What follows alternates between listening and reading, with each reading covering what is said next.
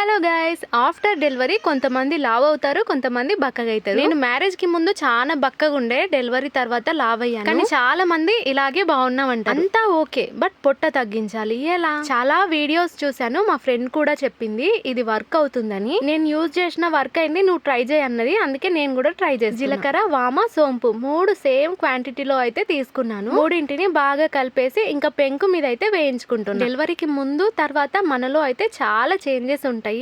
కొన్నిసార్లు మనకు కూడా నచ్చకపోవచ్చు. ఇంకా చాలా మంది ఇబ్బంది పడేదైతే ఈ బెల్లీ ఫ్యాట్ గురించి. ఇది వర్క్ అవుతుందా లేదా నాకు కూడా తెలీదు, నేను ఇప్పుడే స్టార్ట్ చేశాను. చూద్దాం మనకు వర్క్ అవుతుందో లేదు. రోజు ఉదయం వేడి నీళ్ళు తాగితే చాలా మంచిదంట. అదే వేడి నీళ్ళలో ఒక 2 స్పూన్స్ అయితే ఇది కలుపుకొని తాగితే పొట్ట తగ్గే ఛాన్సెస్ ఉన్నాయి అంట. 2 స్పూన్స్ అన్నారు కానీ నేను మాత్రం 1.5 స్పూన్ వేసుకొని తాగుతాను. మన హెల్త్ కి ఏది మంచిదో అది టేస్ట్ అస్సలు బాగుండదు, అస్సలు తాగాలనిపించదు.